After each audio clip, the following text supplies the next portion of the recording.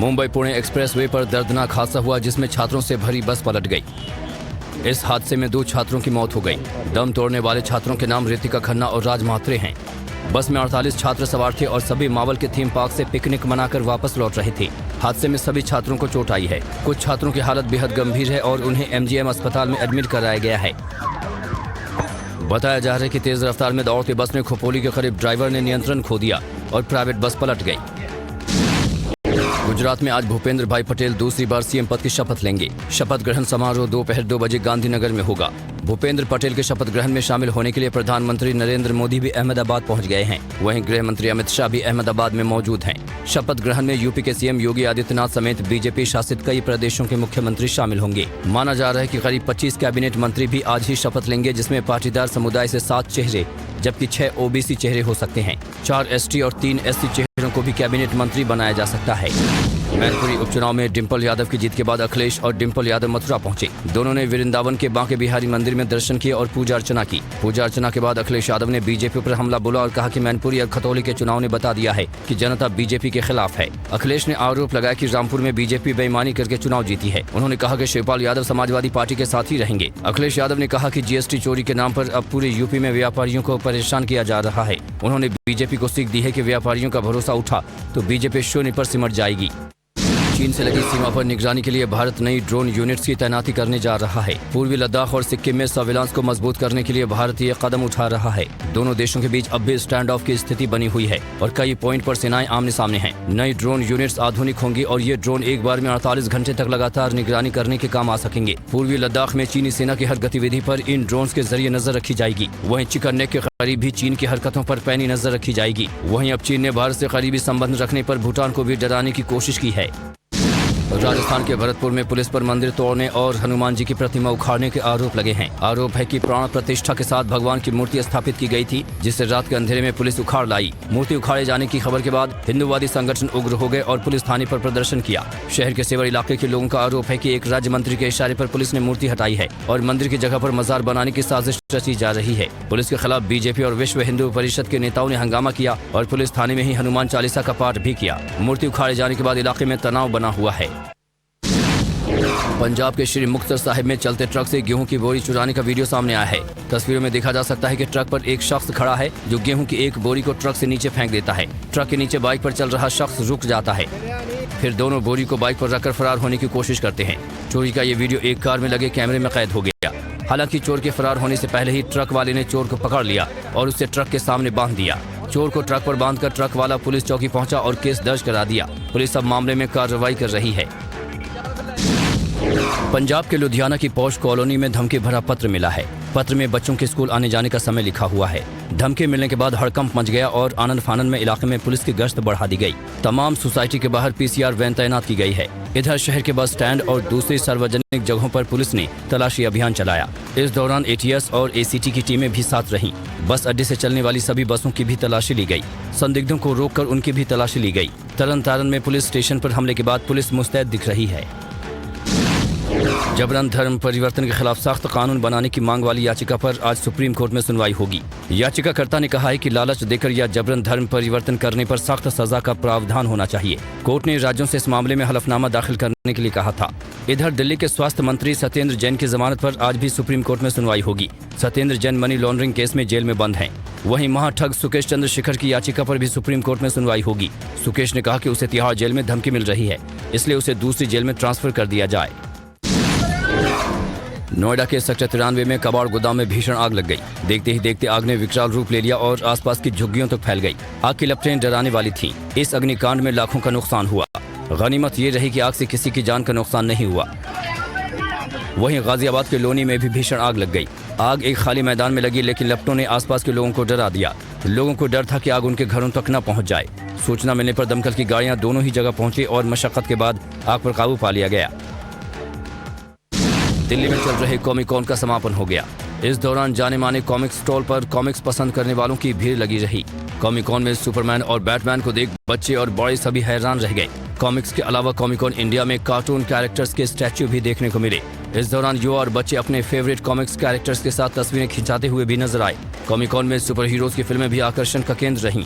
नागराज और super commando ध्रुव जैसे पुराने कॉमिक्स कैरेक्टर्स के अलावा शिनचैन और छोटा भीम जैसे आधुनिक कॉमिक्स कैरेक्टर्स का भी बोलबाला रहा। और अब बात करेंगे रूस यूक्रेन युद्ध और दुनिया के कई हिस्सों में हो रहे बवाल की। पाकिस्तान के बलूचिस्तान और अफगानिस्तान के कंधार की सटी हुई सीमा पर फायरिंग में कम से कम 6 पाकिस्तानी नागरिकों की मौत हो गई, जबकि 17 लोग घायल हो गए। आरोप है कि फायरिंग अफगानिस्तानी सुरक्षा बलों की तरफ से की गई। फायरिंग की घटना चमन चौकी पर हुई। फायरिंग के बाद भगदड़ मचती हुई दिखी और धुएं का गुबार भी नजर आया। पाकिस्तान की तरफ से भी जवाबी फायरिंग की गई। पाकिस्तान के घायलों को स्थानीय अस्पताल में भर्ती कराया गया है। बताया जा रहा है कि अफगानिस्तान में भी कुछ लोगों की मौत हुई है। फायरिंग क्यों हुई इसका अब तक पता नहीं चल सका है। रूस और यूक्रेन की जंग में हिमार्स रॉकेट सिस्टम रूसी सैनिकों का काल बन रहा है। हिमार्स रॉकेट सिस्टम के ताबड़तोड़ हमले में जयपुरिया में कई रूसी सैनिक ठिकाने तबाह कर दिए गए। साथ ही सेना के साजो सामान का भी भारी नुकसान हुआ है। तस्वीरों में आप तबाह हुई इमारतें देख सकते हैं। कहा जा रहा है कि इन इमारतों में रूसी सैनिकों का डेरा था जिन्हें तबाह कर दिया गया और इमारतों के अंदर ही रूसी सैनिकों की कब्र बना दी गई। करीब 10 महीने से जारी रूस और यूक्रेन की जंग में अब रूस के पैर पूरी तरह उखड़ने लगे हैं। यूक्रेनी सेना के काउंटर अटैक के सामने रूस की एक नहीं चल पा रही। यूक्रेनी सेना के हमले रूस की कमर तोड़ रहे हैं।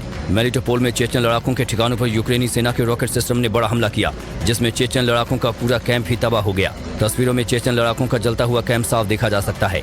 बताया जा रहा है कि इस हमले में कम से कम 200 चेचन लड़ाकों की मौत हुई है। इन तस्वीरों में जगह जगह पड़ी चेचन लड़ाकों की डेड बॉडीज भी देखी जा सकती है। हिमार्स के हमले से रूस की सेना पीछे हटने को मजबूर हो रही है। पुतिन को लग रहा है कि जल्द ही यूक्रेन क्रीमिया पर भी हमला करेगा, इसलिए वहां भी रूसी सेना की तैयारियां शुरू हो गई हैं।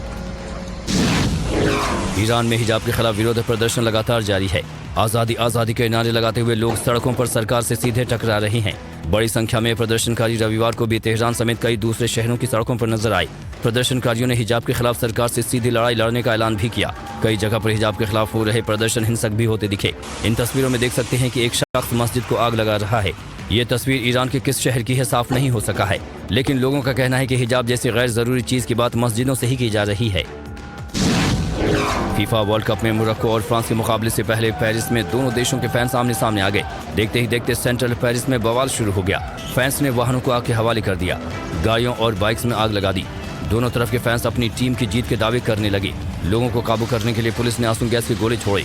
दमकल की गाड़ियों को मौके पर भेजा गया। पुलिस ने दंगे भड़काने के आरोप में कम से कम 74 लोगों को हिरासत में लिया है। शहर की सड़कों पर पुलिस बाइक पर गश्त करती हुई नजर आई। कई घंटे तक हंगामा चलता रहा, जिसके बाद हालात को काबू किया जा सका। और अब देखते हैं खेल और एंटरटेनमेंट जगत से जुड़ी बड़ी खबरें। 14 दिसंबर से बांग्लादेश के खिलाफ शुरू हो रही पहले टेस्ट मैच में टीम इंडिया की कमान केएल राहुल के हाथ में होगी। अंगूठे की चोट के बाद रोहित शर्मा वापस मुंबई लौट गए हैं। वहीं मोहम्मद शमी और जडेजा भी चोट के चलते सीरीज से बाहर हो गए हैं। रोहित शर्मा की जगह टीम में अभिमन्यु ईश्वरन को शामिल किया गया है। शमी और जडेजा की जगह नवदीप सैनी और सौरव कुमार को टीम में जगह दी गई है। बड़ी बात यह है कि लंबे वक्त के बाद टीम इंडिया में जयदेव उनदकट की वापसी हुई है। पहले टेस्ट मैच के लिए चेतेश्वर पुजारा को टीम का वाइस कैप्टन बनाया गया है।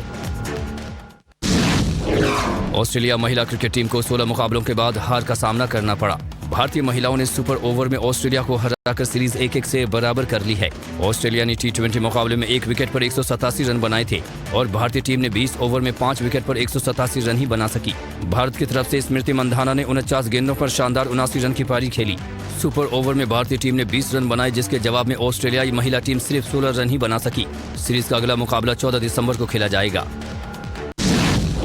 इंग्लैंड और पाकिस्तान के बीच चल रही टेस्ट सीरीज का दूसरा मैच रोमांचक दौर में पहुंच गया है। मैच के तीसरे दिन चौथी पारी में पाकिस्तान ने 4 विकेट गंवाकर 198 रन बना लिए हैं।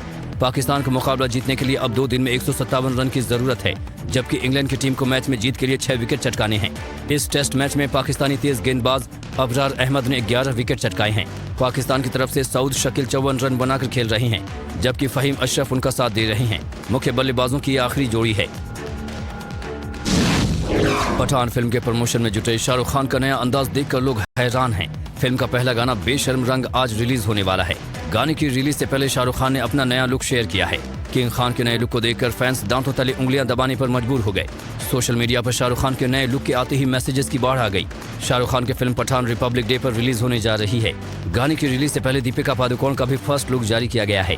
किंग खान 4 साल बाद सिल्वर स्क्रीन पर वापसी करने की तैयारी में हैं। बॉलीवुड एक्ट्रेस दिशा पाटनी का ये बार अलेक्जेंडर एलेक्स के साथ नजर आ चुकी हैं। टाइगर श्रॉफ से ब्रेकअप के बाद दोनों के बीच करीबियां बढ़ रही हैं। अब एलेक्स ने भी अपने रिलेशन पर चुप्पी तोड़ी है। एलेक्स ने खुद को दिशा का क्लोज फ्रेंड बताया है। अलेक्जेंडर एलेक्स सर्बिया मूल के निवासी हैं। एलेक्स ने बताया कि उनकी मुलाकात दिशा से मुंबई में ही हुई थी और दोनों 2015 में एक साथ फ्लैट भी शेयर कर चुके हैं।